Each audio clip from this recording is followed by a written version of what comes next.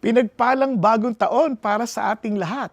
At kung gusto niyong totoong maintindihan anong ibig sabihin ng pinagpalang taon na hangad ng bawat isang may katinuan sa isip, panoorin niyo po ang videong ito dahil itong mensahe na ito ang tugon sa ating pong paghahangad ng isang pinagpalang bagong taon.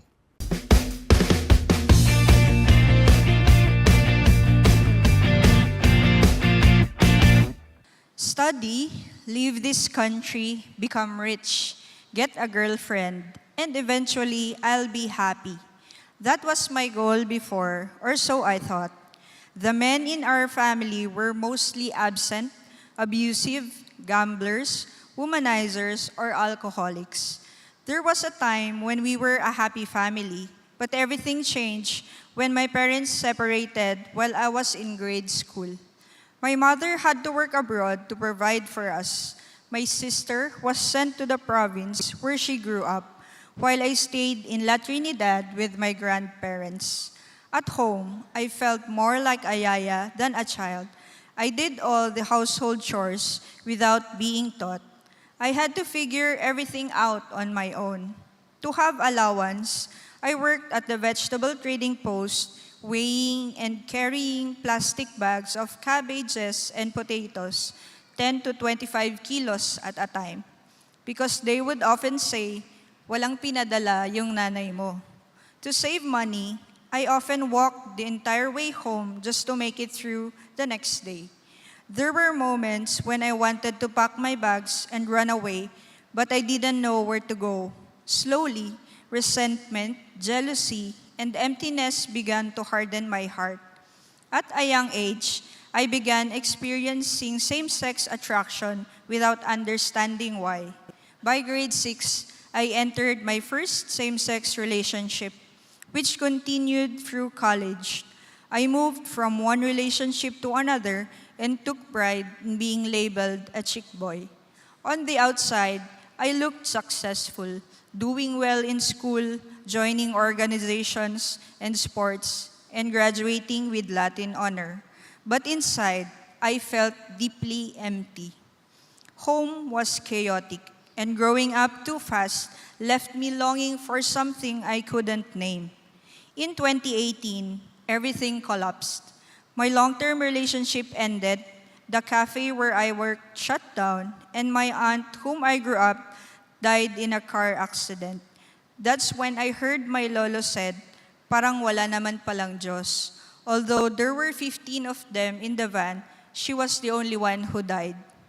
I refused to grieve, thinking I had to be strong. Instead, the pain turned inward. Heavy drinking, loneliness, panic attacks, nightmares, and exhaustion followed. In 2020, my estranged father was dying from cancer.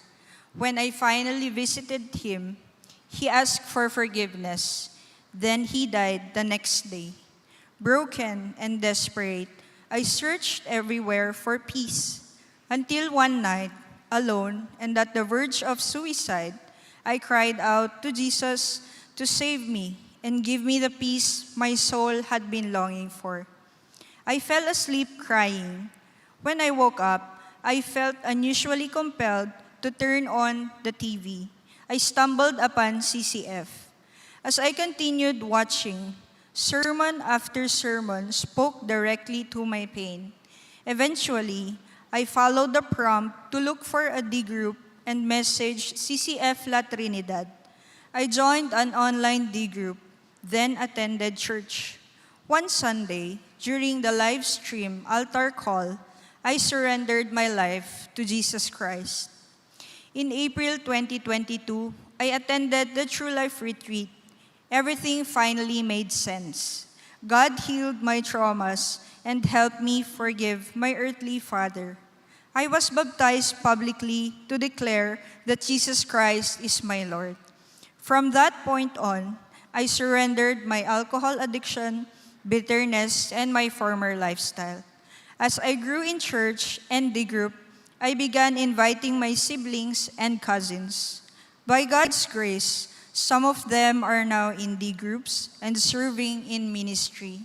I also completed GLC Level 1, where I was equipped to pray, care, and share, and challenged to lead a D group. Today, I serve in the Welcome Ministry, lead a D group of high school and college ladies, and also use our cafe as a platform to share the gospel. I am still a work in progress, and so is my family. But since choosing to follow Jesus, my burdens have grown lighter and life has become clearer. I am Claire Delen A. Solino, once seeking pleasure to fill a wounded heart, now saved by grace, a daughter of God and a servant of the Lord. To God be all the honor and the glory. Praise God. Praise God. Praise God. At syempre, para po sa mga nasa online at gayon din po sa mga naririto, Happy New Year po. And alam nyo, tuwing bagong taon, marami tayong hinahangad na we are thinking na wow, from now on, this would be a new life for me, di ba? Sisimula na ako ng bagong regiment ko sa aking pangangatawan, practice sa aking diet, lahat yan, iniisip natin. Di ba? Parang lalo-lalo pag January, yung gym na yan, talagang punong-puno yan. Ha? Hintayin mo pagdating ng Mars, museum na naman ulit yan. Di ba? Pagka sa pagkain, nako, ang bilis talaga maubos, mga salad, talagang yan ang inahangad ng marami, mga gulay, di ba? Pero pagdating na naman ng mga March at pagdating na naman ng mga ganung panahon, balik na ulit sa fried chicken at french fries. Now, bakit ko po sinabi yon? Kasi deep within our hearts or in the back of our mind, iniisip natin na mahaba pa naman ang panahon. Saka na. Now, let me just give you a question na sana isipin natin ng mabuti. Kung alam mo with certainty that this year, wag sana mangyari, would be your last year, ano ang babaguhin mo sa inyong mga plano at sa inyong buhay? Bakit mo yung katabi mo? Sabihin natin ngayon na itong taon na to ang yung huling taon. Ano ang nais mong mangyari? Tanong nyo, parang ayaw nyo, nakakatakot kasi, no? Parang, paano kung mamaya na lang ang buhay? Wala naman ganon. Isang taon naman. Isa totoo lang. Yung mga tanong na yan ay napaka-importante kapag tayo po ay talagang gusto nating magkaroon ng isang masayang bagong taon.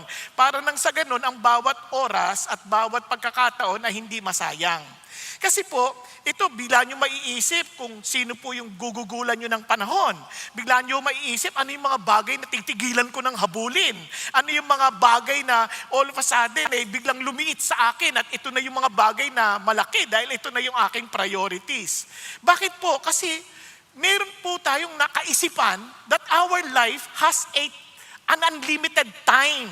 Kaya nga, plano ko to, plano ko yan. Akala natin marami pa tayong oras. Minsan ganun ang ating isip eh. No, pero hindi ho yan totoo. Kasi hindi natin hawak ang ating panahon.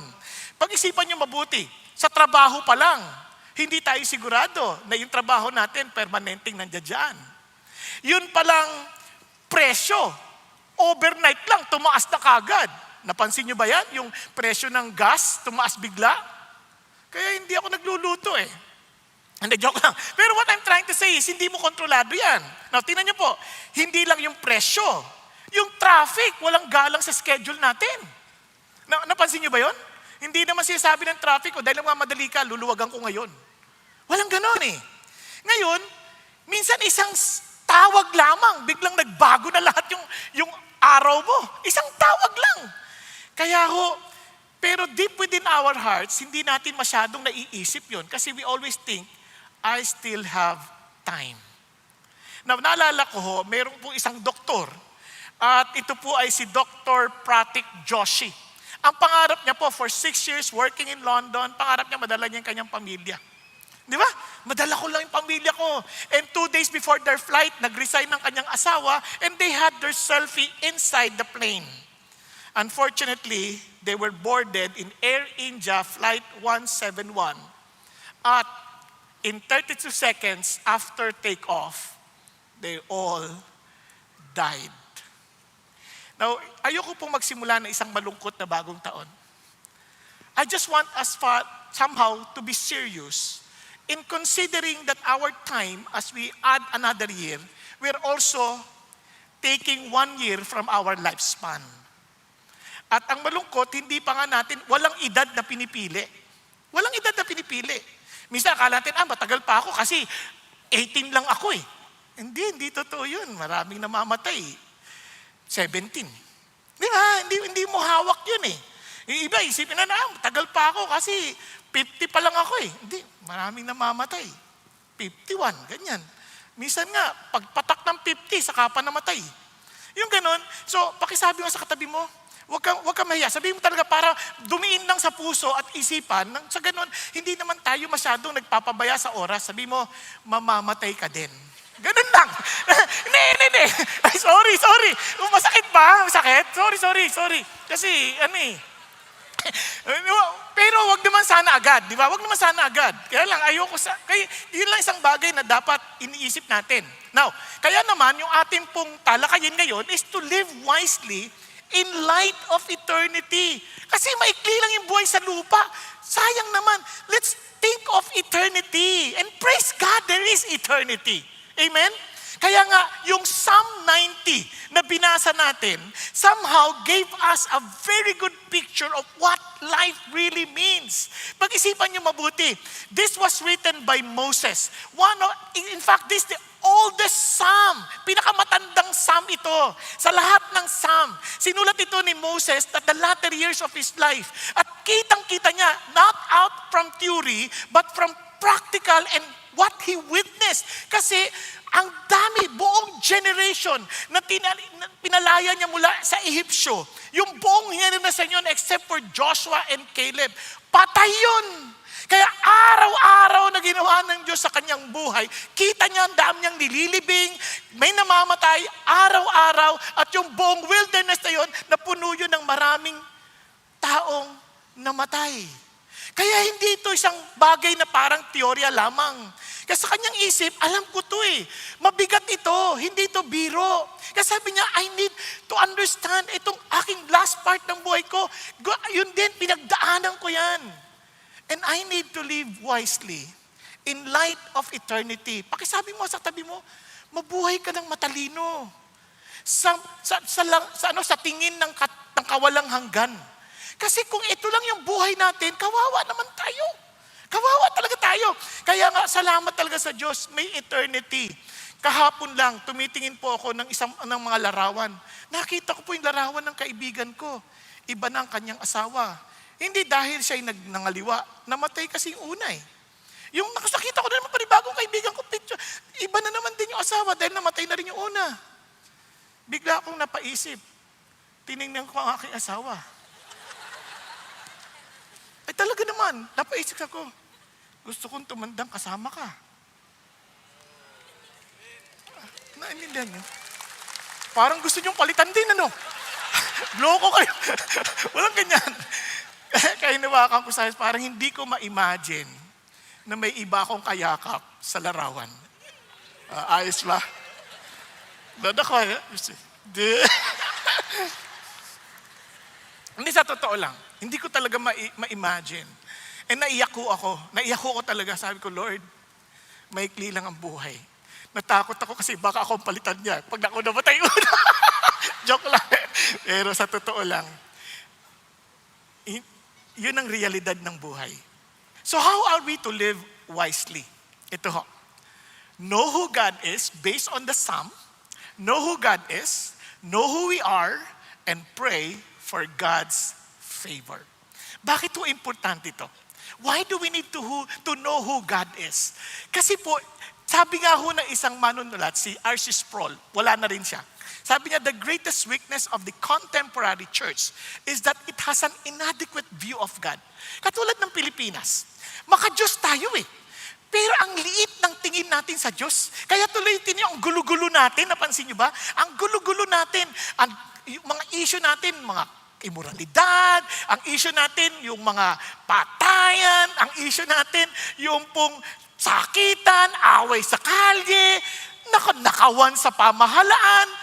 And yet, godly tayo. Nagdadasal tayo sa mga meetings, Pero wala tayong takot sa Diyos kasi ang liit ng tingin natin sa Diyos na para bagang pwede natin siyang pagtaguan, pwede natin siyang tulugan. Ay, hindi kayo. Sorry. Pero ganun din yun. Tama rin. Di ba, minsan akala natin liit ng Diyos na para natin siyang paglaruan, lokohin, pagtakpa. Hindi, ganun ang liit ng tingin natin sa Diyos. Kaya ito si Moses, bago niya pag-usapan ang tungkol sa tao, pansinin niyo ang kanyang panahon, Lord, sabi niya, kayo ang naging muog namin sa buong henerasyon. Kayo ang aming dwelling places. Bakit importante yan? No, tingnan niyo pa, isa. Sabi niya, before the mountains were born, you gave birth to the earth. Dilikha niyo to, Panginoon Diyos. At ang mundo, sabi niya, even from everlasting to everlasting, you are God. Alam niyo ba ang pinaka-importanting talata sa Bible? Genesis 1:1. Ba't ko nasabi? And God created the heavens and the earth. Kasi pag yan ay totoo, then we better take Him seriously. Meron siyang policies, meron siyang pamantayan, meron siyang standard. Ibig sabihin, you want to live well in this world, you want to understand what life really means, since He created the heavens and the earth, and He created us, we better get to know Him. That's the idea. Kasi sabi niya lang dito, Lord, mula pa sa simula, kayo ang pinanggalingan ng lahat. Now listen, nung sinasabi ni Moses ito, unang-una wala silang tirahan. They were just wandering in the wilderness from one place to another, living in tents. Inaatake sila ng kalaban. Inatake sila ng Amalekita. Inaatake sila ng maraming mga kaaway. And yet, look at them. Sabi niya, Lord, you are our dwelling place. Kasi ang aming seguridad sa buhay, wala sa lugar. Kasi naintindihan natin yan, palipat-lipat tayo. Mga nagre-renta sa atin. Yearly na lang, lumilipat tayo. No, hindi madali yun. At yung mga nagre-renta sa atin, pag wala na rin pang bayad, lilipat na rin. Hindi alam ng may-ari kung saan ka napunta. Nandito siya sa CCF. Hindi naman. Di ba? Yung iba, nagtatrabaho sa malayo. Ibig sabihin, ang layo ng kalat pinagtatrabahuan. Yung iba naman, nagtatrabaho sa ibang bansa. Nagpo-provide sila faithfully for their family. Yes, meron silang tinitirahan. Pero wala silang tahanang masasabing, yes, mapanatag kami dahil alam namin this will be permanent. Di ba? Ganyan ang kanilang pakiramdam. But, sabi niya, buti na lang, the God we serve is eternal, unchanging, unrust, hindi nagmamadali, unafraid of the future dahil He is the one who holds the future. Praise God. Yun ang Diyos natin, but we are not. Hindi tayo. Kaya nga, our deepest security is not a place. It is a person. Wala sa lugar. Hindi, pag dahil nakatira ako sa gantong kondo, safe na ako. Hindi totoo yan. Dahil nakatira ako sa bundok, di na ako babahain.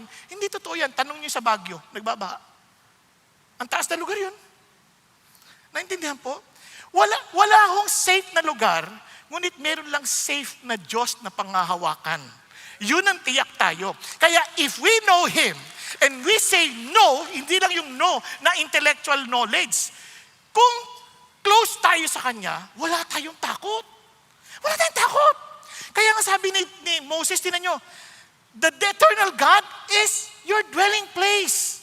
Yan ang dapat yung puntahan. Diyan kayo humanap ng refuge. Yun ang sasabi niya. At hindi, kaya tinan nyo ha, sasabi sa Isaiah 40, hindi lang siya eternal refuge. Kasi sabi niya, you are an everlasting God. You are the Creator. Di ba ang sarap nun? Itong katotohanan na to, quietly confronts us that we are not in control, but God is. Bakit yan importante? Minsan akala natin tayo may control ng bukas eh. Minsan dami natin plano. Ito gagawin namin, ito gagawin namin. Pero hindi natin hawak ang bukas. Minsan naisip natin, kaya ko to. Come on, wag ka na magkunwari. Be honest. Una-una, hindi nga natin makontrol ang ating appetite minsan eh. Di ba? Hindi nga natin makontrol minsan ang ating panonood ng oras eh. Minsan naubos oras natin sa Reels. Meron na nag-text, nagbabasa ka pa lang eh. Reels. Ay! Wala nang oras, gabi na pala. Yung pa lang, hindi na nakokontrol eh. Yung iba nga sa atin, hindi nakontrol eh. Nakatulog na eh. Di ba? Pag-isipan niyo mabuti. So, buti na lang, we have a God who is in control.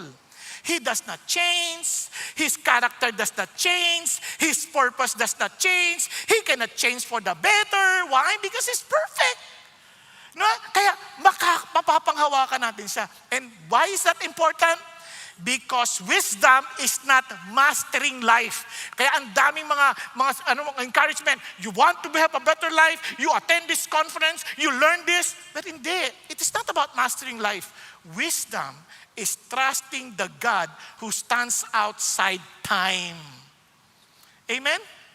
Hindi siya hawak ng panahon. Hindi siya nasosurprise sa mga nangyayari. Dahil siya ang nakakaalam ng nakaraan, kasalukuyan, at maging sa kinabukasan. Bakit? Because He is the same yesterday, today, and forever. He is the Alpha and the Omega. Siya ang simula at siya rin ang huli. Praise God. Ibig sabihin, kahit anong pagtatawa ng ibang tao, ikaw relax ka lang. Bakit? Ang Diyos ko ang may huling kartada at siya ang may huling halakhak. Okay ba yan? At ang tanong, kilala mo ba siya? Kasi yun ang assurance natin. My assurance and my comfort for 2026, hindi dahil nag-aral ako, dahil matalino ako, hindi. Ang comfort ko at confidence ko, hindi dahil malaki yung negosyo ko, dahil maraming negosyo nagsara at magsasara.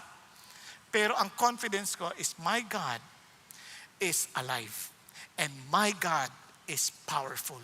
He is everlasting, my dwelling place. Yun ang confidence natin. Hindi asawa. Hindi po anak. Minsan yung anak ang ginagawa nating confidence. Eto, pinag-aral ko to. Praise God. Doktor na. Maayos ng buhay namin. Nagkasakit. Paano? Siya ang na-doktor. Paano gagawin natin? Nakuha ninyo? Eto, anak ko, abogado na to, panalo na to. Nakulong. Baliktad din. Ano gagawin natin? Hindi natin, walang kasiguruhan eh. Kaya nga, buti na lang, yung Diyos natin ang ating mapanghawakan. Amen po? Kaya naman, kailangan din natin maging tapat at maging totoo. We need to know who we are. We need to understand, ano ba tayo talaga? Kasi maraming tao, hindi nila alam kung sino sila eh. Sa totoo lang, maraming nga di magtatanong, hindi mo ba alam kung sino asawa ko? Hihingan lang ng ID yun. Di ba? Hindi mo ba kilala ang asawa ko? Kawawa naman yung asawa niya, hindi sinabi sa kanya kung sino siya. Diba? Kaya, we need to be honest. Sino ba ako? Tingnan yung prayer niya, no? You turn back into dust and say, return, O children of men. Sabi niya, for 1,000 years in your sight are like yesterday. Sabi niya, when it passes by, or as a watch in the night. Alam niyo, isipin niyo, 26. Parang kahapon, sa Lord, parang kahapon lang yun. Diba? Parang kahit ilang libong taon na yun, parang kahapon lang. At ito amazing. As a watch in the night, ang ginamit niyang metaphor is parang sundalo nagbabantay sa gabi. Diba? Nagbabantay, parang biglang naidlip sandali, ginigising ka na. Parang, uy, ano ba? Katutulog lang eh. Parang gano'n, di ba? Parang nagbabantay ka eh. Parang sinasabi niya, ito yung buhay ng tao. Parang sandali lang. Nagpahinga ka lang sandali, mamaya konti. Buhay ka na naman. Kailangan ka na naman bumangon. Di ba? At hindi pa yun, dinuktungan niya pa. And sabi niya, you have swept them away like a flood. They fall asleep. And sabi niya, in the morning, they are like grass which sprouts anew. Tapos biglang ano? In the morning, it flourishes and sprouts anew. Toward evening, it fades and withers away. Pinakita parang damo. Di ba yung damo? Kahit meron kaming damo sa bahay. Yung, parang, ang ganda-ganda. Mamaya konti, nanunuyo na, pag hindi na nadiligan. Parang sandali lang ang buhay. Ano sinasabi niya? Ito ang katotohanan sa isang buhay ng tao. Maikli lang yung buhay natin. Hindi mahaba. Huwag nating iisipin na marami tayong pangpanahon. Alam nyo, ang sinasabi na sa atin, alam nyo kung anong klaseng buhay natin, asan na nga ba yung aking pang-spray?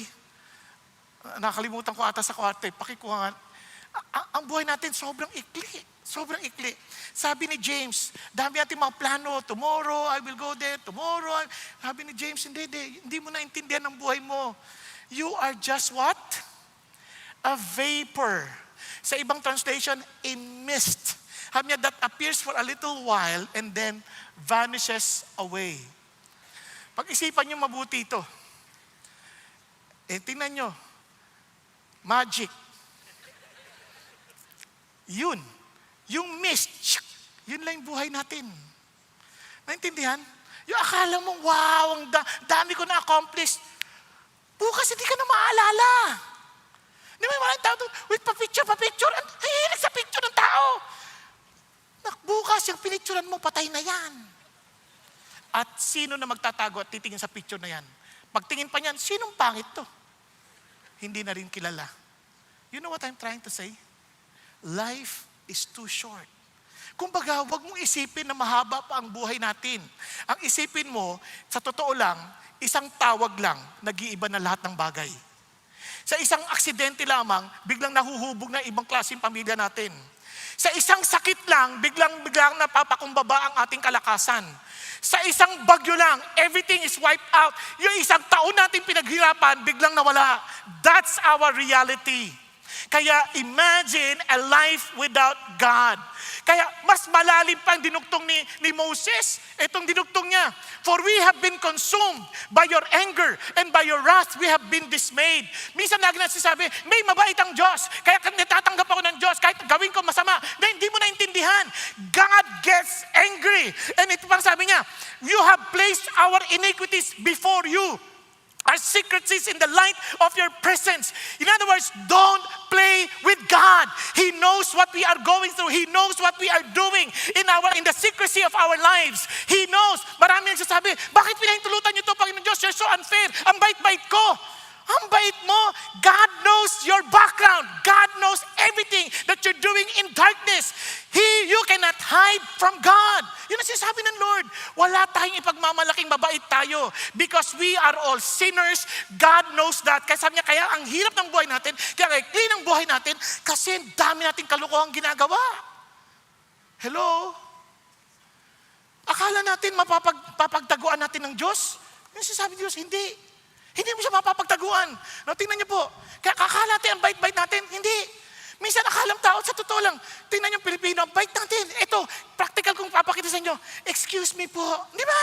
Ang bait kaya natin. Paglagpas mo ano? Kasi naman doon nag-uusap, kapal ng mukha. Oh, di ba? Hello. Iba sa atin. Nakatulog ng ganyan, nakatulog. Ginising mo.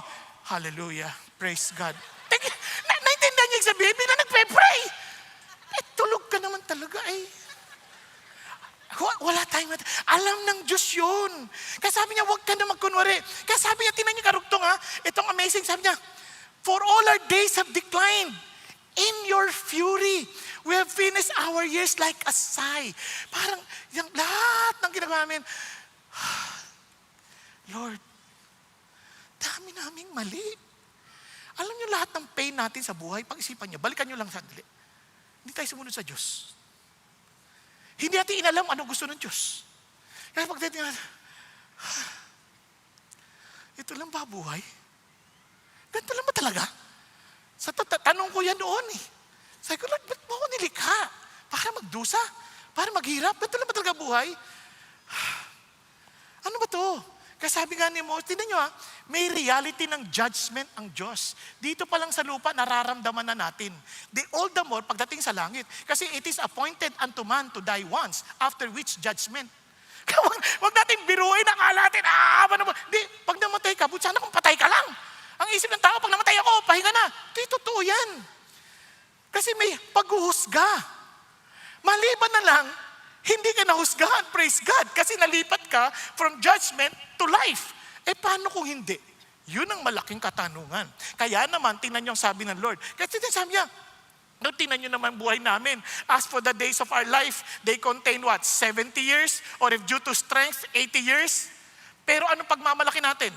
Labor and sorrow. For soon it is gone and we fly away. Grabe, no? Wag tayong sino dito mga 60 and above?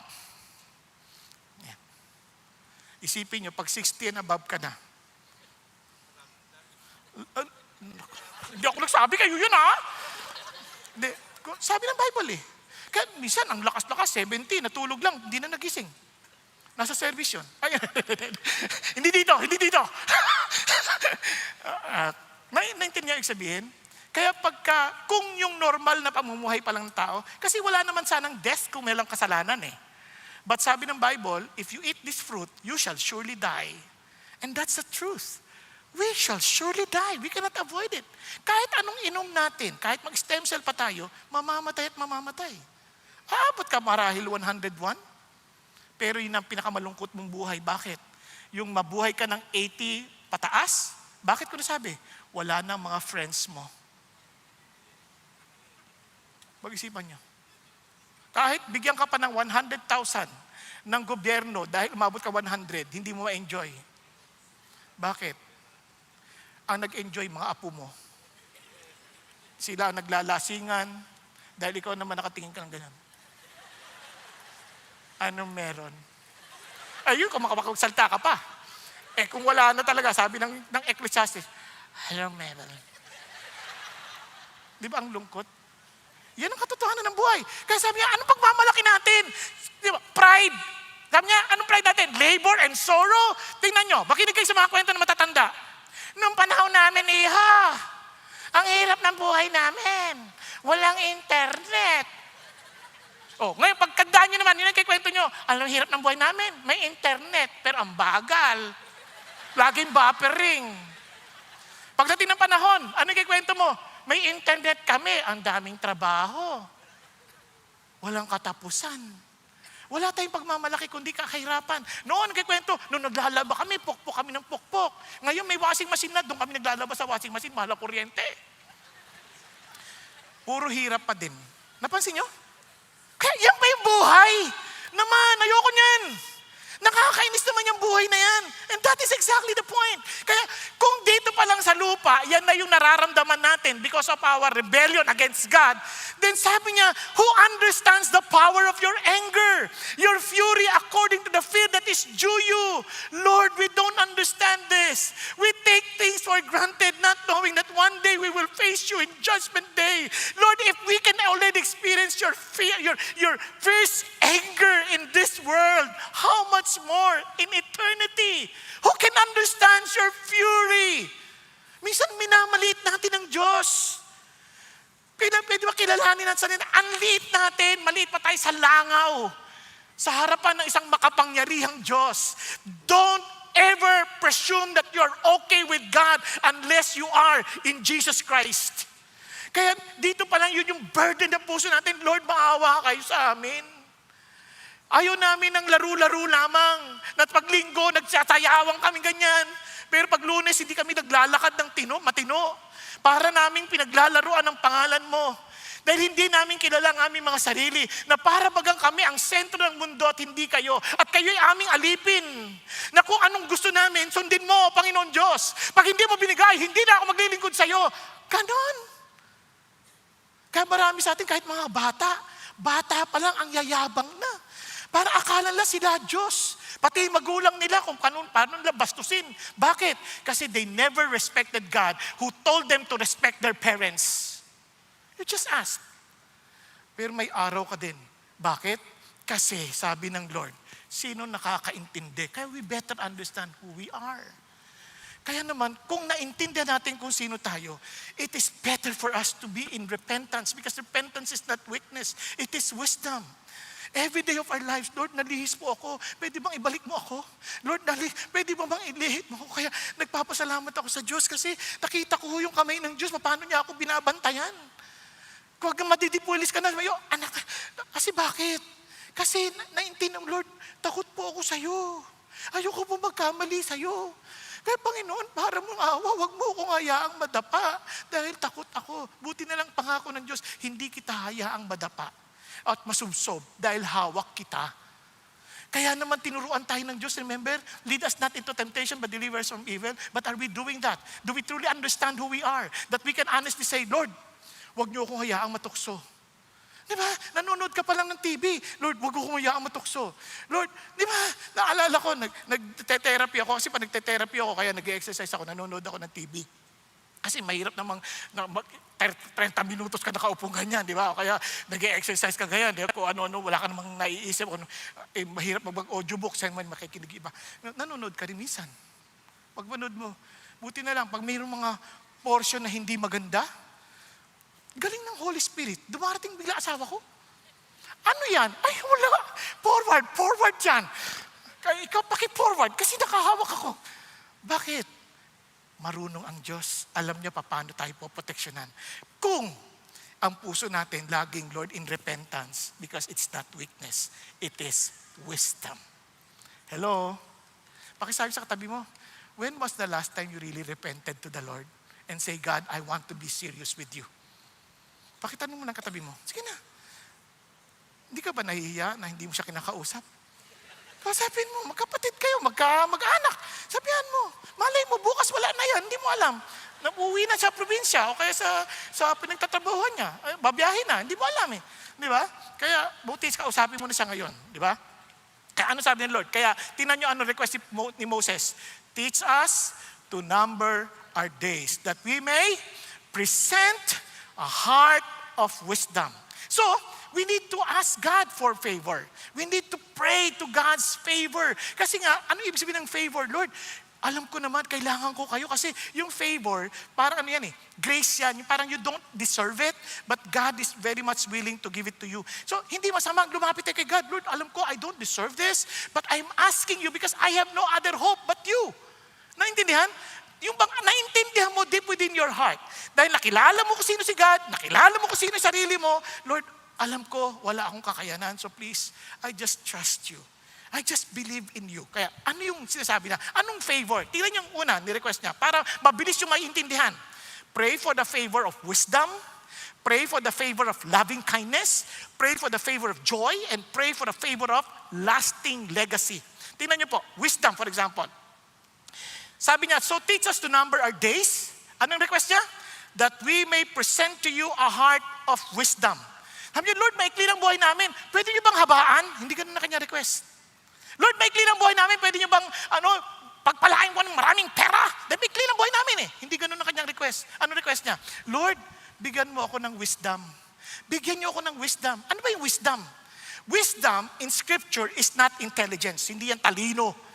Wisdom, it is living rightly in light of God's will. Lord, dahil alam ko, maikli lang ang buhay ko, pwede niyo pang turuan paano mabuhay ng tama ayon sa kalooban ninyo. Kasi kung kayo yung may likha, kayo yung hindi nagbabago, kayo yung maaasahan namin, din, ba't mabuti nang sumunod kami sa kagustuhan ninyo? Tama ba? Tama? Gusto ko nang tiyakin na ikaw kakampi ko. Okay ba tayo dyan? Kaya Lord, turuan niyo po ako, bigyan niyo ako ng wisdom na mabuhay ako ayon sa iyong kalooban. Yun ang sinasabi ng Lord, ayon sa kanyang kalooban. Now, tingnan niyo po paano natin sabi na it must be according to His will? Tingnan sabi ng Bible. Therefore, be careful how you walk. Not as unwise men, but as wise. Parang sinasabi dito, kung Tagalog yan, maging maingat ka sa iyong pamumuhay. Huwag kang maging, forgive me for the term, but it's better for us to be clear. Huwag kang, ang hirap pala sabihin, no? Huwag kang, ano? Ayun, yan. Kung pwede, huwag kang hindi nag-iisip. Ano yung hindi nag-iisip? Huwag kang lagi nakatunganga, pwede ba? Pwede na yan, mas malapit na yun, Pwede, sabi niya, huwag kang lagi nakatunganga, kundi maging matalino ka. Naunawaan? Maging matalino ka. Sabi niya, tiyakin mo yung panahon. Kasi, sabi niya, bakit? Make the most of your time. Bakit? The days are evil. Ano ibig sabihin? The days are evil. Maraming mga pangyayari na hindi mabuti. Hindi mo hawak, hindi mo kontrolado. So you better be prepared. For example, may mangungutang sa'yo. Evil yon, hindi nagbayad. O, paano kung hindi ka nakaprepare? Wala kang perang naipon. Paano yan? Di lugi ka na naman. Nakuha niyo ba? Yan, isang klaseng evil lang. Paano kung bigla na namang hindi nagbayad? May mga taong nandilin lang, binentahan ka ng hindi naman pala totoo. Paano kung hindi ka ready? You know what I'm trying to say? So in other words, God wants you to understand this. Kaya nga naganda yung kwento ni Pastor Peter kanina eh. Sabi niya, merong isang mama na naging Christian, nung naging Christian siya, dati siyang kontraktor. Ginibap niya yung contract na yun kasi bagamat malaki ang kita, ginibap niya. And sabi niya, alam niyo Pastor, dahil sa ginibap ko, kung hindi, dali ako. Ako dapat yun nandoon. Pero niligtas ako ng Diyos. After several years, pinakita ng Diyos, panalo ka at the end. Bakit? hindi ka ngayon nililitis. Di ba? Kasi pag-isipan nyo, the days are evil. Parang, kasi ang isip ng iba, everyone is doing it. Walang masama dyan. Kaya in the mind of others, wala silang ginagawang kasalanan. Kasi kung ano man nakawin nila, binibigay naman na sa mahihirap eh. Sabi nila. Nakuha ninyo? Pero hindi. Ninanakawan niya buong bayan ng Pilipinas. Kaya naman, yung kontraktor na kumuha, na halip siya, yun ang nakaharap ng matindi ng mga problema ngayon sa buhay. You know what I'm trying to say? Bakit? Kaya yun ang sabi Lord. So then, sabi niya, huwag kang magtunga-tunga nga dyan. Sabi niya, unawain mo, yung kalooban ng Diyos. Huwag kang magpa-pressure sa culture na everybody's doing it. Maraming ganyan, estudyante, ganun. Parang, better to cheat than to repeat. Ano ka ba? That's the culture. It's okay. Walang kasalanan dyan. In fact, yun ay love. Di ba? Sabi nga nung kaklase ko dati, nung nag-exam kami, pakopya naman. Ano ka ba? Masama yan. Sabi niya, love one another. Love your neighbor as you love yourself. Okay ta. Ganon din ang Diablo. May temptation din. Nagagamit din ng scripture. Di ba? Ano sagot nun? Pare ko, yung asawa ko, labo. Ang daming babae dyan. Ano ka ba? Di ba? Yan naman sinasabi ng mundo. Wala yan. Ang daming babae dyan. Ganon din yung iba. Naalala ko, meron pang nagsasabing ganito. Nagka-problema sila mag-asawa. Doon siya sabi yan tungkol sa Diyos. Sabi ba naman, huwag niyo isasali ang Diyos dito, ha? Tinawag mo pa siyang Diyos kung wala siyang pakialam sa buhay mo.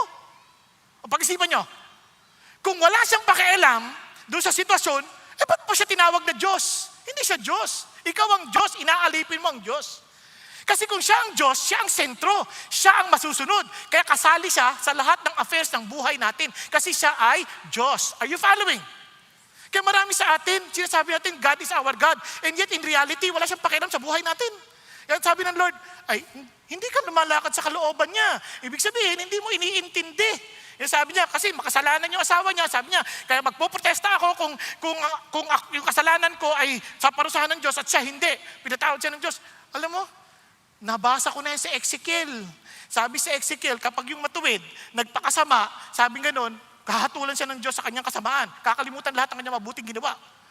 Pero yung masama, nagsisi at sumunod na sa Diyos, ililigtas siya ng Diyos sa kamatayan. Kakaiba, no? Bakit? Dahil tama ang Diyos, hindi siya mali. Kaya hindi pa pwede. Kaya alam mo yung may kalooban ng Diyos. Paano? Kasi ganito ang buhay ng tao. Tingnan niyo po akala ng tao matalino tayo. Kaya sa Lucas, sabi niya, he told them a parable saying, the land of a rich man was very productive. And he began reasoning to himself saying, what shall I do? Patagumpay ako. Ang dami kong ani. Sabi niya, since I have no place to store my crops, dami kong ani. Then he said, this is what I will do. Sisirain ko yung aking barn. And sabi niya ganun, and magtatayo ako ng mas malaki. And there I will store all my grains and all my goods. Doon ko lahat iipunin. At ang sabi niya, and I will say to my soul, soul, you have many goods laid up for many years. Hindi mo na kailangan magtrabaho. Sabi niya, dami mo ng ipon. And sabi niya, take your ease. Mag-enjoy ka na lang. Eat, drink, and be merry. Yan ang pangarap ng marami sa atin. Ang Pilipino, ang pangarap natin, yung makaupo tayo sa tumba-tumba na wala tayong gagawin. Tumba-tumba lang na ganyan. Yes. Tapos nakataas ang ating mga paa. Di ba? Yan ang ating pangarap. Nanonood. Wala tayong gagawin. Diba? Parang habang buhay na nagtutumba-tumba lang tayo ganyan. Bakit? Nag-i-enjoy lang tayo. Palakbay-lakbay. Papunta-punta sa iba-ibang bansa. Yun ang ating pangarap. Na wala na tayong gagawin dahil we have earned much. Ang problema, ikaw ba may hawak ng bukas? Sabi ba naman ng Diyos, ay, nakatunganga ka na naman, sabi niya. Sabi ganon, ngayong gabi, haharap ka na sa akin. At sino ang mag-aari ng lahat ng iyong inihanda? So is the man who stores up treasure for himself at hindi mayaman sa Diyos. Pag-isipan niyo. After you have earned so much, mababalitaan mo, sabi ng doktor. Nagpa-executive check-up ka para masigurado mong ma-enjoy mo lahat. Sabi ng doktor, may cancer ka. Sabi niya, oo. At ito pang masamang balita. Ano? Dapat 2 araw na lang ang buhay mo. Oo. At ito pa, mas masamang balita. Kahapon ko dapat sinabi sa iyo yan.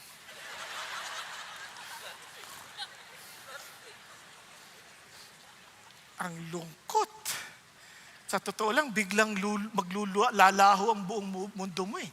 Parang ganun. Ganun lang yun? Oo, ganun lang yun. Kaya minsan, akala mo okay na lahat eh. Tapos biglang, yun ang maririnig mo. Ang sakit, di ba? Kasi sabi ng Diyos, alam mo, hindi mo hawak ang bukas. Huwag kang makapagpapakasiguro. Natuloy pa natin. Tingnan nyo. Kaya sabi ng Lord, paano ako magiging maayos ngayon? Kaya, balik ka sa salita ng Diyos. You want to know His will? Sabi niya, this book of the law shall not depart out of your mouth. Para hindi yan maalis sa labi, dapat punong-puno yung puso. Because out of the abundance of the heart, the mouth speaks. Amen?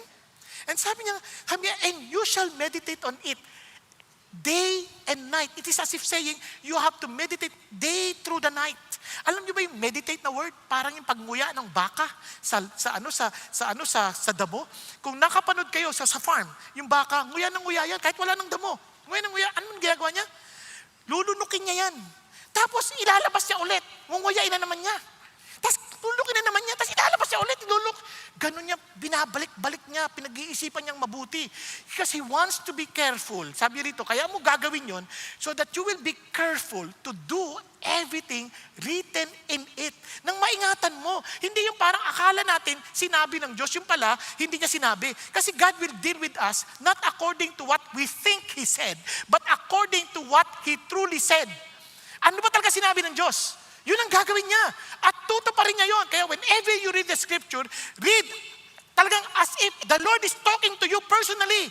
Kasi yun ang sinasabi niya. Dahil ito yung katotohanan. Kasi sabi niya, then your way will become prosperous. O sino sa inyo gusto managana sa buhay? Yung hindi nagtaas ang kamay, ayaw nyo? Kaya ako nagdurusa. Ulitin ko. Sino sa inyo gusto managana sa buhay? Praise God. Yung iba natulog pa rin. Talagang ganyan. Sabi ng Bible, ang mga natutulog, hindi magkakaroon ng kasaganaan sa buhay. Marami silang pangarap, pero magugutom sila. Sabi ng Bible yun eh. Balik. Tingnan nyo lahat tayo gusto natin managana. Ano ba sabi ng Lord? And you shall have success. Sino gusto magtagumpay? Yes, hallelujah. Everybody wants to be successful. Tanong, ilan sa inyo nagbabasa ng Bible? Day and night. Yan. 4 na lang. Kasi gusto ko matagumpay, Lord. Gusto ko maging... buti sana kung tagumpay lang. Sa King James Version, ang ganda. And you shall have good success. Kasi maraming success, hindi good. But this time, he qualified it by saying, good success. Sino ayaw nun? Sino ayaw nun? Kaya ako sobrang thankful ako sa Diyos. Alam niyo bakit? Kasi nung nag-gather kami magkakapatid, alam niyo ba sa aming magkakapatid, ako ang naiisip ng tatay ko noon na walang kinabukasan. Naalala ko yung inimbitahan ko yung uncle ko na matalino. Nag-lunch kami, kasama ko yung mga anak ko. Alam kong, totoo yan, nasabi ba naman sa akin? Sabi sa mga anak ko, alam niyo itong tatay niyo? Bobo to eh. Kaya nga, bobong sa akin yun eh. Kasi bobo yan. Yun ang sinabi. Pero hindi ko maintindihan kung saan niya nakukuha yung mga pinagsasabi niya ngayon na pati ako nakikinig sa kanya. Bakit?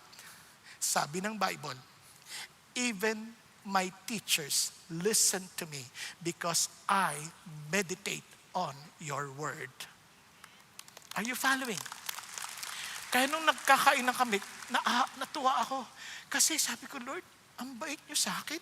Kasi inayos niyo yung buhay ko eh.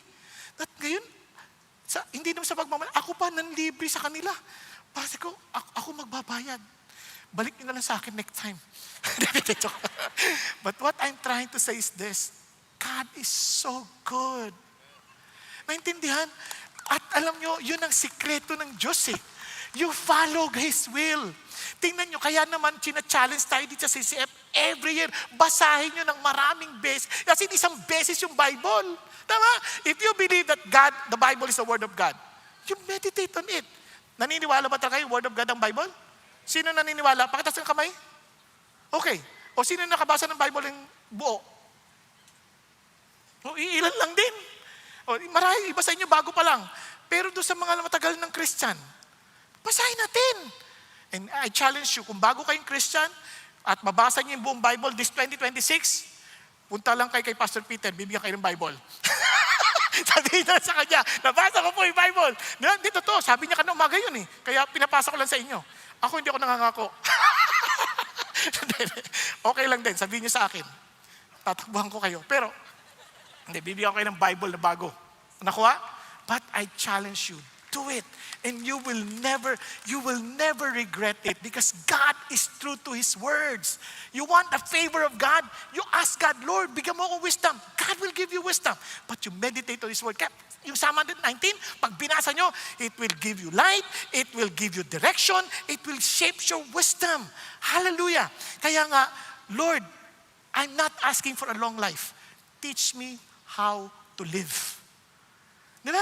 Lord, I'm not asking you for business. Teach me how to do business according to your word. Yun ang tinuturo ng Diyos. Lord, ang sarap ata ng Panginoon. Napakabuti niya sa atin. Amen? Now, look at this. Kaya ngayon, we can also pray for what? Loving kindness. Tingnan nyo, sabi nga nun, do return, O Lord, how long will it be? And be sorry for your servant. Bakit kailangan to? Tingnan, sabi niya, satisfy us in the morning with your loving kindness that we may sing for joy and be glad in all our days. Now, simula lang tayo muna sa love. Sino man may asawa dito? Asawa. Good. Ilan sa inyo, gusto nyo na-assure kayo na mahal kayo ng asawa nyo every morning? Every morning. Parang malungkot siya sa inyo. Pero hindi nangyayari. Diba? No, alam nyo, kahit ako, gusto kong na-assure akong mahal ako ng asawa ko. Bagamat alam kong mahal ako. Nakuha ninyo? Nakuha ninyo? Kasi minsan, dahil sa hindi ka mabuting tao, nagkakamali ka, minsan, hindi pagmamahal ang nararamdaman mo, kundi ines. Di ba? Ines. Ngayon, ganun din to. Pag sinabi mong loving kindness, itong salitang ito, hindi talaga ma-interpret ng diretso eh. Kaya ang daming salitang ginagamit yan, yung word na hesed. Ang daming meaning. Kaya pag pinagsama-sama mo, ito kasi hindi lang agad makuha, makapture ng buo sa English. It's a covenant love. It is not based on feelings, it's a commitment. Pag sinabi niyang mahal kita, it's a commitment. Kahit anong mangyari, walang magbabago sa pagmamahal ko sa'yo. No matter what. Kaya naman, karugtong doon ang loyalty or faithfulness. Na hindi ako titingin sa wala akong ibang mamahalin kundi ikaw lamang. Ganun yung dating. And sabi niya, and mercy. Ano yung mercy? Bagamat kahit anong bagay na karapat dapat sa'yo, hindi ko ibibigay sa'yo. Kunyari, karapat dapat kitang sapukin, hindi ko gagawin. Dahil sa kalokohan mo, karapat dapat kang parusahan, hindi ko gagawin. That's mercy. At yung grace naman, dinugtong pa talaga. Yung hindi ka karapat dapat, kunyari, hindi ka naman karapat dapat bigyan ng regalo, bibigyan kita ng regalo. That's grace. Are you following? Nagawa niyo? Ganon kalawak yung ibig sabihin ng loving kindness. Kaya nga, kung babasahin yung lamentation, yun yung word na hesed, pinagpapalit-palit yung salita. This I recall to mind, therefore I have hope. Sabi niya, the Lord's loving kindness indeed never cease. Hindi nagbabago yan. And sabi niya, His compassion, also referring to loving kindness, never fail. They are new every morning. Great is your faithfulness. Hesed pa din. Loving kindness pa rin. So, kung titingnan mo ng mabuti, wow, ang lupit nito. Yung loving kindness ng Diyos, it covers His loyalty, His faithfulness, His compassion. Bakit? Kasi mahihina tayong tao. Ang dali natin magkamali. Every day of our lives, nagkakamali tayo. Minsan magigising tayo, Lord, galit ka ba sa akin? Di ba? Kaya you need to ask, Lord, I pray for your loving kindness to be new every morning. Kasi i-remind mo ko, kaya doon pa lang, ang sarap isipin paggising mo, alam mo nang, He turns your morning into dancing. Diba? Isipin nyo, diba? Parang Lord, i-remind mo ako. Kasi lahat tayo nagkukulang. And that is exactly what Moses experienced in the wilderness. Tingnan ninyo. Sabi ng Moses, galit si Lord eh. Sabi niya, kasi itong mga Israelites, naniwala doon sa mga 10 spies na malalaki yung kalaban nila. Hindi sila mananalo. Sabi ng Lord, ano ba to? Hanggang kailan niyo ko itatakwil?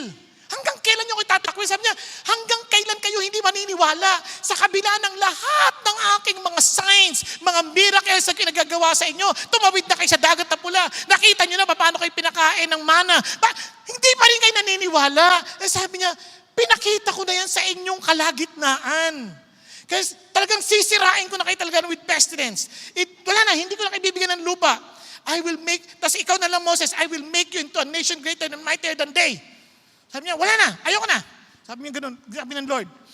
Kasi si Lord, ine-express niya sa paabot ng ating makakayang iunawain, yung kanyang galit. Ngayon, ito, si Moses, nanalangin. Itong gustong-gusto ko sa Panginoon, siya'y nakakausap mo. He does not just say, Diyos ako, hindi mo pwedeng, basta sumunod ka lang. Hindi ganun. He builds relationship.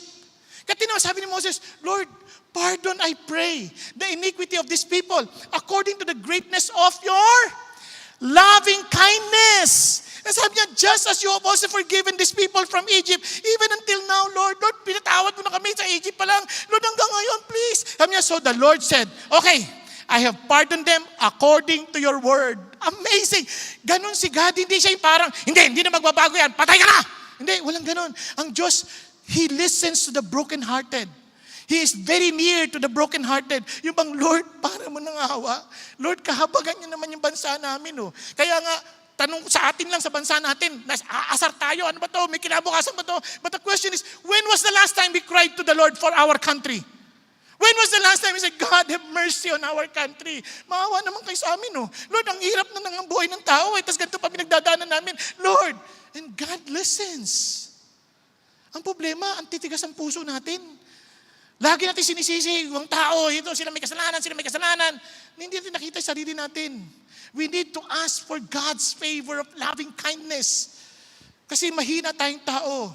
Kaya nga sabi sa Ephesians 2, itong loving kindness, sa New Testament pa lamang, that loving kindness is expressed through Jesus Christ. Sabi niya, but God, being rich in mercy, because of the great love, yan ang loving kindness with which He loved us. Minahal tayo. Sabi niya, even when we were dead in our trespasses, we don't deserve it. And sabi niya, made us alive. Sabi niya, together with Christ.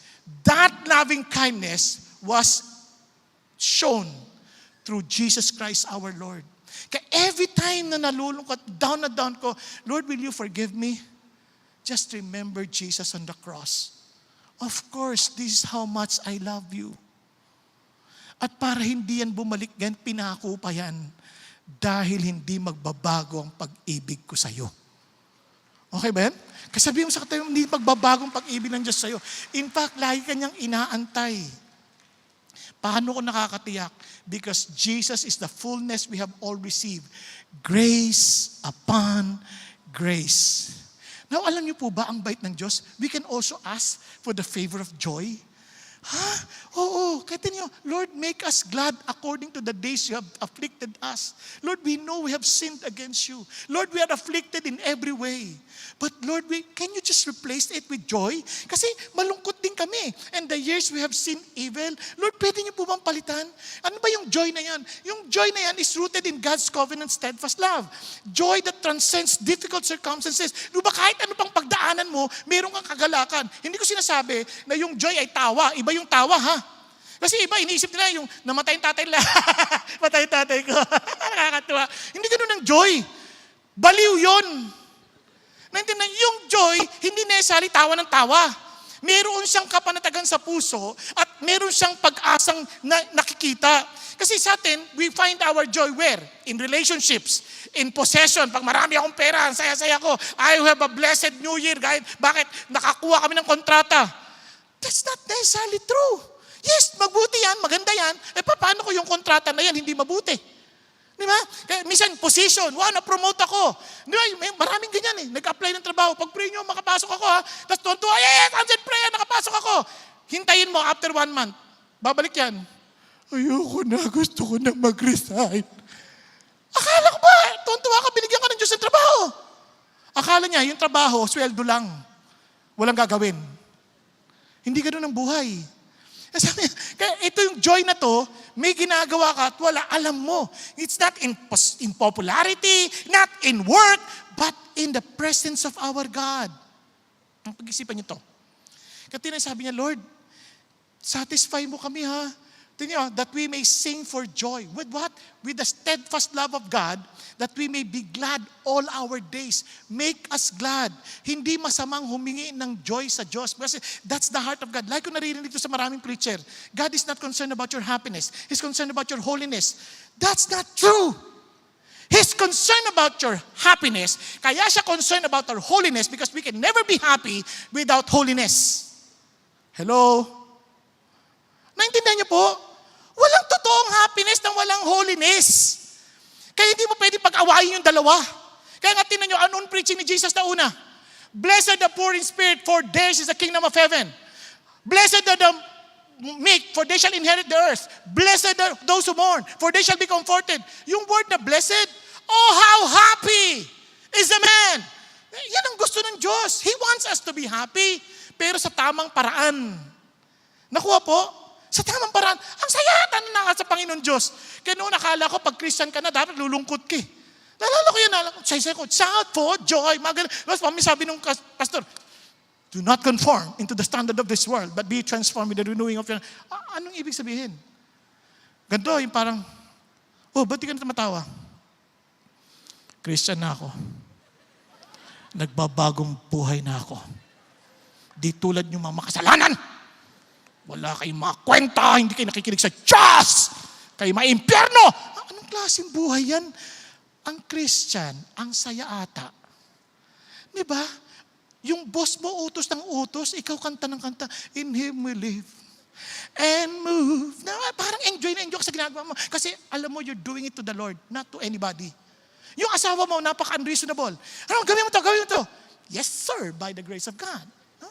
Naglulutok, sayang pa. Di ba? Bakit? This is the day. Magtatakay asawa. Bakit ang saya mo? Kasi malungkot ka. Hindi, dahil si Jesus ang nagpapasaya sa buhay ko. Nakuha ninyo? Naalala ko, sabi ng asawa bakit ka nakikinig dyan? Yung asawa mo napaka-unreasonable. Naku, hindi mo naintindihan, Christian ako. Yung asawa ko hindi Christian. Pag namatayan, maimpyerno, kaya pinasasaya ko ng buhay niya ngayon. Nakuha ninyo? Doon, iba Kaya, hindi ba sayang humingi sa Panginoon Diyos? Kasi buhay na to, ang dami ting kapigatian ha. So Moses, when he was asking this prayer, hindi siya naive na parang wala siyang nararamdamang kahirapan sa buhay. Of course, we do experience some form of challenges. Of course, ganun din si Moses. Tingnan si Moses. Sabi kay mo, Lord, bakit yung pa napakahirap? Bakit ang hirap-hirap niyo para sa akin? Ba't niyo ako pinahirapan? Hindi ba kayo natutuwa sa akin? So sabi niya, nabinigyan niyo ako ng ganitong karaming pasanin sa mga taong ito. Di ba nakakainis mo talaga minsan mga tao, no? Lord, ba't mo ako binigyan ng mga ganitong anak? Mga ganun Ba't mo ako binigyan ng ganitong asawa? Kunwari ka pa ikaw nang ligaw dyan. Di ba? Lord, bakit mo binigyan ng ganitong mga tao? Minsan nakakasakit ang ulo. Bakit? Normal yan, nangyayari yan. Ito pa sabi niya, bakit? Ipinanganak ko ba itong mga tao na to? Di ba? Ako ba nagdala sa kanila rito? Sabi mo, kailangan ko ba silang kandungin? Parang aalagaan ko sila na parang mga bata. Sabi niya, Lord, kakainis na Sabi niya, ako lang mag-isa dito, hindi ko to kaya. Tingnan niyo, saan siya nagsasabi? Kay Lord. After niyang sabihin, ano sabi ng Lord? Sige, kumuha ka ng ibang kasama mo. Tapos, papakainin ko yung mga yan. Kasi naghihingi sila ng mana, bukas, at saka ng meat. Sabi niya, bukas, abangan mo, magpupunta dyan ng, papakainin ko sila lahat ng meat. Ano siya sabi ng Diyos? Hindi mo sama magsabi. Pag nasasaktan ka, Lord, nasasaktan po talaga ako Panginoon, nakikita ko lang itong mukha na ito, nagigit-git na ako Tulungan mo naman ako. Na makita ko siyang anghel, hindi ko siya makita ng demonyo, pwede? And God listens. Why? Kasi siya sumasagot sa panalangin. It's okay to ask God for joy. Kasi, ang gagawin ng Diyos, hindi niya babaguhin yung sirkumstansya. Papakita niya sa atin yung source. Katinan yung prayer niya, restore to me the joy of your salvation. Bakit? Si David, nagkasala Nagkasala kaya nawalan yung joy. Kaya sabi niya, Lord, restore to me. Lord, pwede ba, iyahan mo maranasan ko, kapatawaran mo ulit. At mabalik yan. Tapos sabi niya, and let me be in your presence. In your presence is fullness of joy. Kaya ang gulo ng buhay mo, ang layo mo sa Lord Sabi niya, you have put gladness in my heart. Si Lord nagbibigay nun. Sabi ng Lord, that my joy may be in you. The joy ni Jesus ibibigay sa atin. And may the God of hope fill you with all joy. Yun ang hangad. Bakit? Only God can fill us with joy. Kaya nga, yan ay prutas ng Espiritu Santo. The fruit of the Spirit is love, joy. Kaya, pag hindi ka masaya, may problema ka. Ang tanong dito, tingnan nyo, hindi ko sinasabing hindi ka malulungkot. Hindi ko sinasabing minsan hindi ka makaka-entertain na magpakamatay ka na. Mararanasan mo yan. Even Moses asked that, Lord, patayin mo na lang ako. Hindi siya magpapakamatay. Si Lord ang sinabi niya, patayin mo na lang ako. But alam niyo bang even si Jesus Christ was tempted like that? Kung talagang Diyos ka, tumalong ka. Aalagaan ka naman ni Lord eh. Minsan tukso sa atin yan. Kaya kwento ni Pastor Peter kanina, may bata, ganun din. Sabi niya, total, Christian na ako. Sa langit na ako. Kung talagang Christian ka at sa langit ka, hindi mo sasadyaing magpakamatay. Kasi sabi ng Bible, imposibleng maging konektado yan dahil ang Holy Spirit will not tell you to kill yourself. Bakit ko nalaman? Because no murderer has eternal life. Sabi ng 1 John. Kaya, sabi, may sakit eh. Iba yung may sakit. Huwag natin pag-usapan niya. Pero ang punto ko, if you think that you will go to heaven, na magpapakamatay ka dahil ligtas ka na, pinatawal ka na ng Lord, hindi mo naintindihan ang kapatawaran ni Jesus. Kasi kung alam mo yan, God can fill us with joy as we allow the Holy Spirit of God to fill us. Kaya ang depression sa recent study is not based on chemical imbalance. It may be true, but ang pinaka-major reason, wrong thinking. At alam niyo ba't may wrong thinking? Hindi submitted sa Diyos ang ating mga kaisipan. Hello? Kaya nung bata kami, wala kaming maisip magpakamatay kasi naghahanap kami paano mabuhay. Ngayon yung mga bata, hindi ko maintindihan. Naghahanap magpakamatay. Bakit? Wala silang ipinamumuhay na tama. Bakit ko sinabi? Wala silang maliwanag na misyon. Wala silang maliwanag na anong kalooban ng Diyos para sa kanilang buhay. At marami sa atin, kaya malungkot ang buhay natin, we're not even sure, Lord, am I living according to your will? Hindi natin tinatanong. We're not taking Him seriously because we look at Him as too small God. Kaya ang mga Christians noon, despite the persecution, despite all the difficulties of life, the disciples were continually filled with joy and with the Holy Spirit. Nagkakaintindihan po? And finally, ano sabi ng Lord? A favor for a lasting legacy. Alam mo, tinan yung prayer niya. Lord, let your work appear to your servants and your majesty to your children, to their children. Hindi lang sa akin, kundi maging sa aking mga anak. At sabi niya, look at this. Let the favor of the Lord our God be upon us and confirm for us the work of our hands. Yes, confirm the work of our hands. Napansin niyo ba? 2 beses inulit. Lord, confirm, establish the work of our hands. Lord, establish. Ano yung ibig sabihin nun? Lord, allow our works na magtutuloy even without us. Hello? Kasi kung yung work na to, nag-e-exist lamang dahil nandito kami, hindi to yung work. Ang work na hinahangad namin, Lord, yung magtutuloy kami, magtutuloy itong trabaho na kasi will mo to, trabaho mo to, ibig sabihin, kahit wala kami, magtutuloy ito. Okay ba yan? Nagkakaintindihan?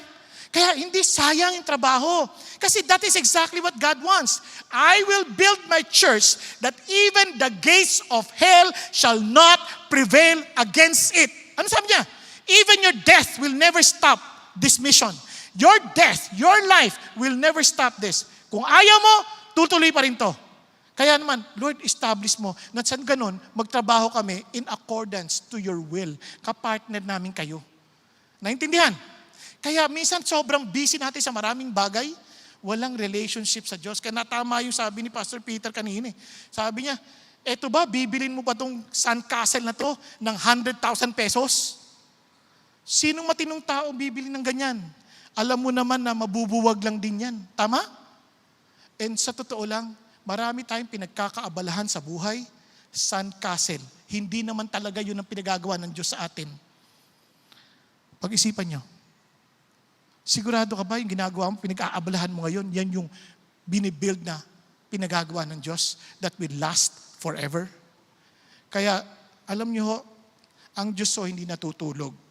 And hindi nakikita niya ang ating mga ginagawa, kaya He will never forget our work and the love which we have shown toward His name in having ministered and still ministering to the saints.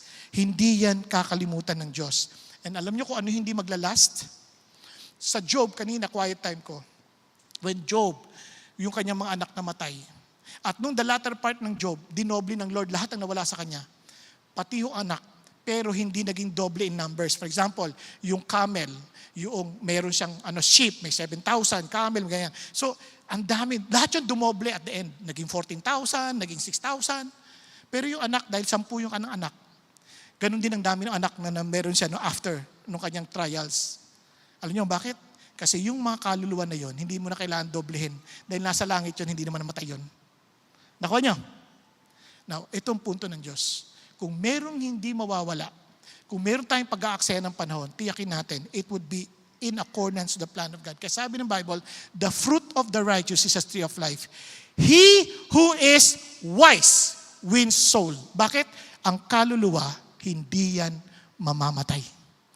In eternity, either eternal death or eternal life. But if we win this soul, we will be with Him in eternity.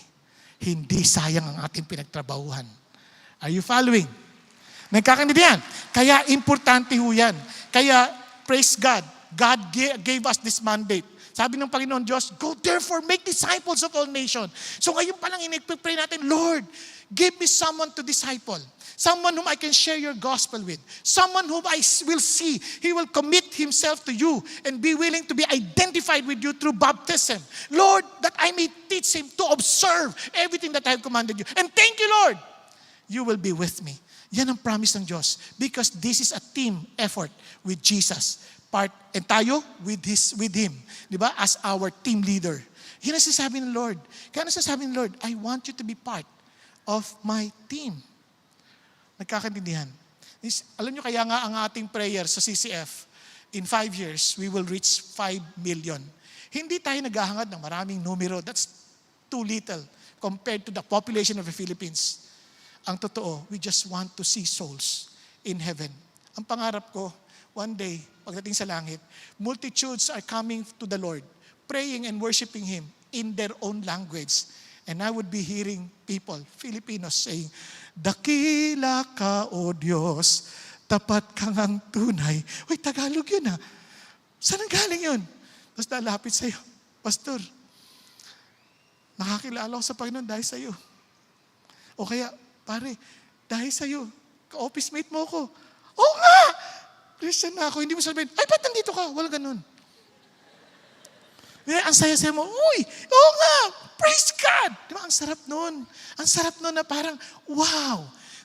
Sir, estudyante niyo ako. Naging Christian ako dahil sa'yo.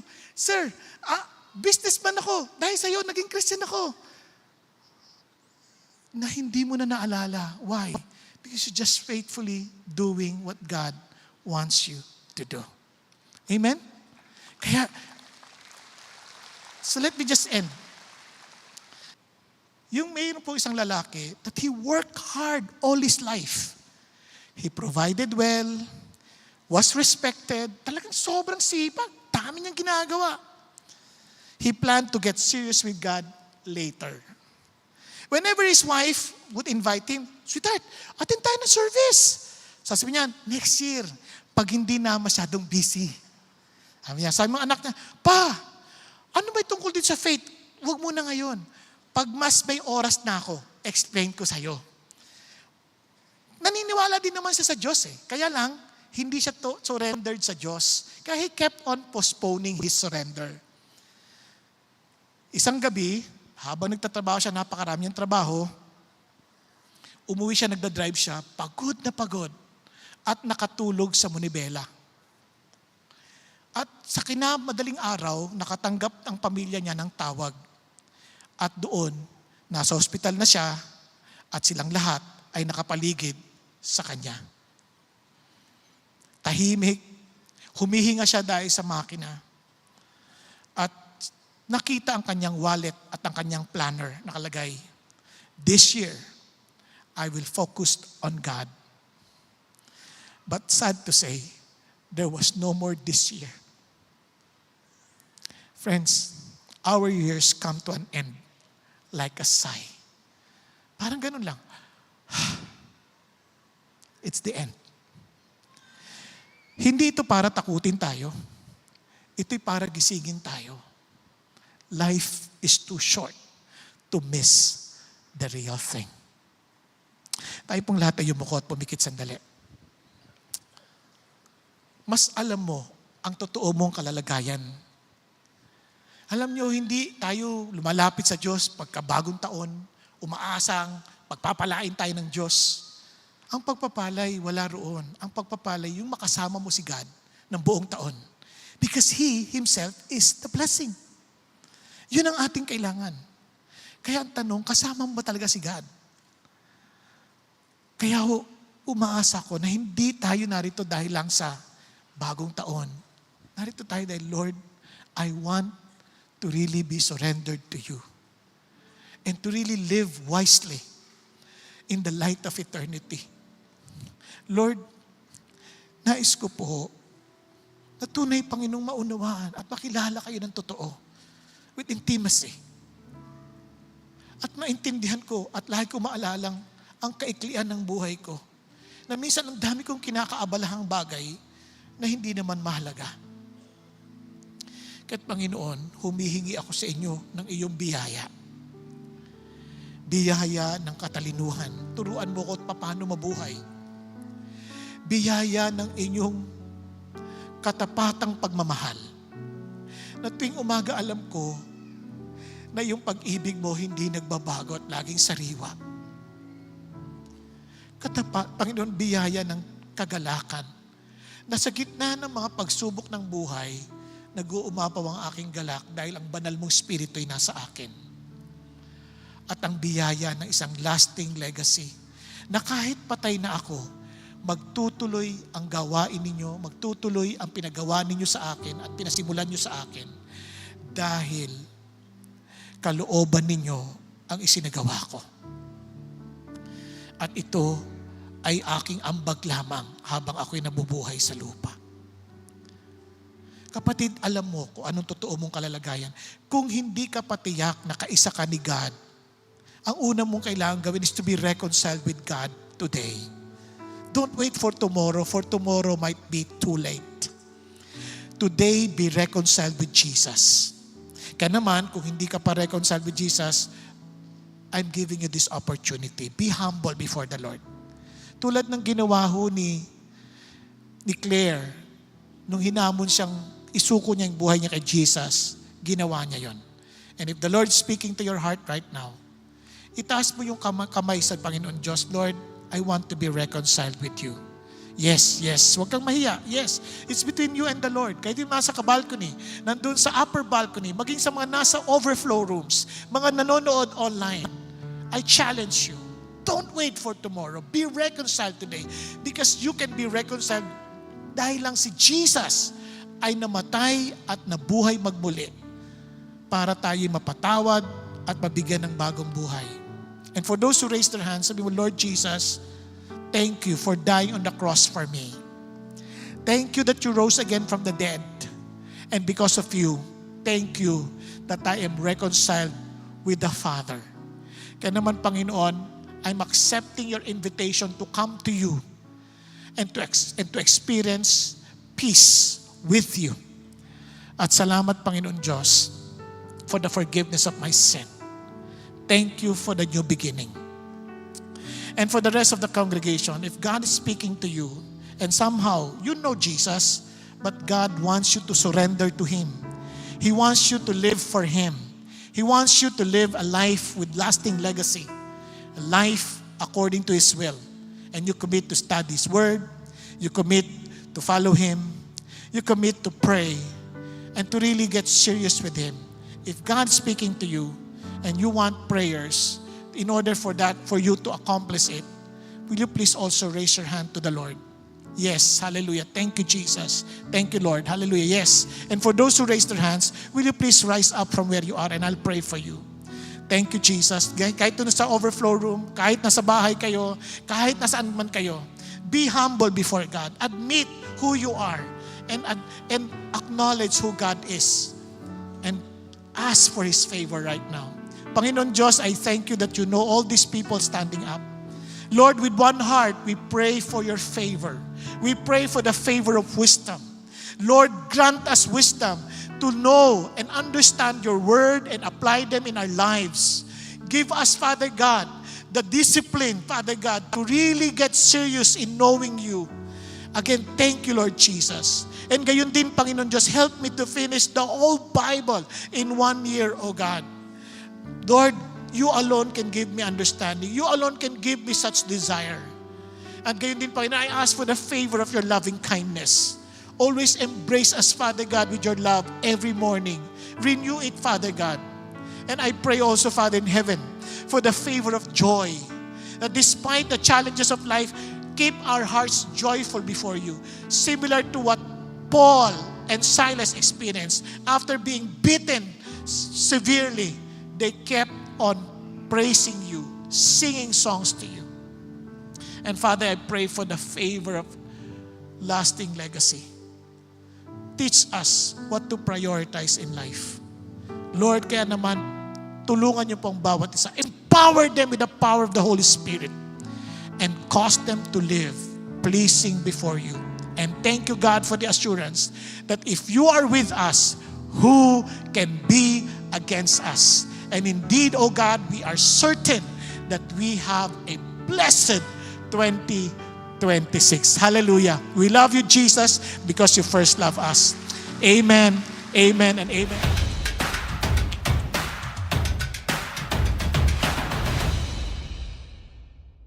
Magandang araw, CCF family. Welcome to Sunday Fast Track, where you ask real-life questions and we give you biblical truths. Ako po si Jimmy Oplada from Next Gen Kids Ministry at kasama po natin si Pastor Bong Saking upang sagutin ang inyong mga katanungan. Happy New Year, Pastor Bong. Happy New Year din sa'yo, Jimmy. Maraming salamat po sa inyong mensahe patungkol sa pamumuhay na wais. Handa na po ba kayo para sagutin ang ating mga katanungan? Sa biyaya ng Panginoon Diyos. For our first question po, para sa mga nagsuko ng kanilang buhay sa Diyos noong nakaraang taon at nakararanas ng mga paghihina ng loob, maraming katanungan at pag-aalinlangan, paano sila makakaasa na tama ang kanilang naging desisyon? Alam mo, ang pagdesisyon mong sumunod kay Jesus Christ ay sigurado tama na yon. Ngayon ang tanong, hindi yun nagbigay ng kasiguruhan na magiging maganda yung buhay natin dito sa lupa. Kasi ang hangad ng Diyos ay hindi lamang yung ating pansamantalang pagpapala, kundi yung pagpapalang makakasama natin siya sa kawalang hanggan. Kaya yun lang makilala mo si Jesus, yun na yung pinakamabuti at pinakamagandang desisyon na nagawa mo. Kasi sabi ng Bible, and this is eternal life, that they may know you and the one whom you have sent. So crucial na kaagad yun. So isipin mo, hindi lang itong pansamantalang ito, kundi yung pagsunod, yung kasama mo siya for eternity. Kaya ngayon, nanghihina na yung loob mo. That's very true kasi Satan will do everything to discourage us. Kaya nga, hindi lang na-challenge yung comfort natin, kundi ang na-challenge yung ating allegiance kay Jesus. Kaya basahin mo ang Bible. Doon sa Hebrews 11, tingnan mo yung mga Hall of Faith doon. Amazing. Yung iba, they experience great blessings and victories, but yung iba naman, great persecution. Pero, they just kept faithful to the Lord. For our second question po, bilang mga tagasunod ni Kristo, umaasa tayo sa payo ng salita ng Diyos at sa mga otoridad na Kanyang inilagay sa ating buhay. Ngunit paano kung ang pinaniniwalaan nating tamang payo o inakalang tamang interpretasyon ay mali pala? At ang naging bunga nito ay desisyong hindi na mababawi. Ayan ay isang masakit na katotohanan na maraming tao ay nakagawa ng desisyon dahil hindi nila napag-isipan ng mabuti. At higit sa lahat, hindi nila naintindihan yung salita ng Diyos ng mabuti. Yun ang dahilan kung bakit sabi ni God, kahit kay Joshua, "This book of the law shall not depart out of your mouth, but you shall meditate on it day and night." Hindi lang basta-basta babasahin. You have to meditate day and night. That you will be careful to do everything written in it. Ano yung salita niya?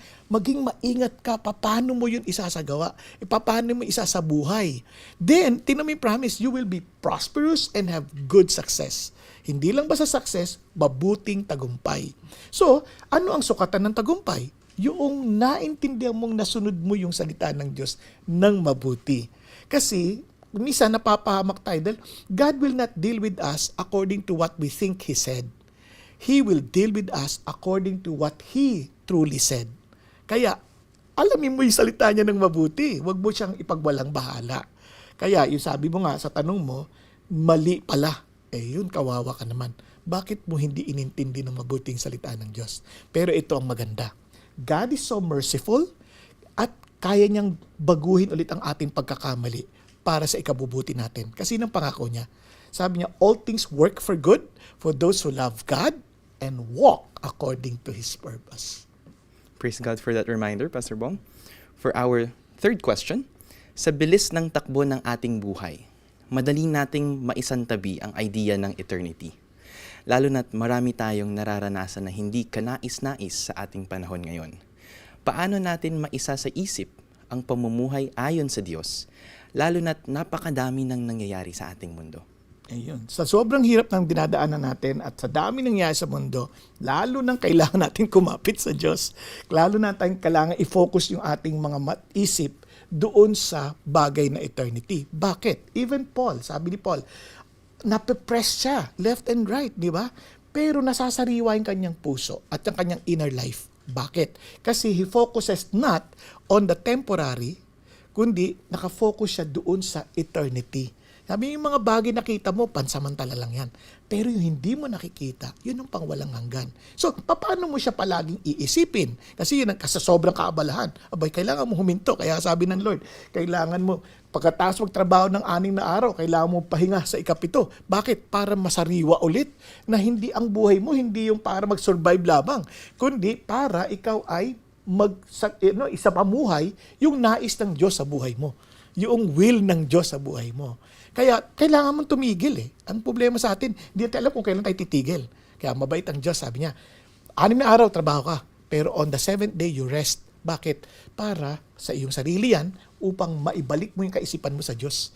Para ma-meditate mo siya ulit. Para sa susunod ng panibagong araw na haharapin mo, naintindihan mo anong dahilan ng iyong buhay. Maraming salamat, Pastor Bong, sa pagsagot ng aming mga katanungan. And that's it for CCF Sunday Fast Track. Happy New Year!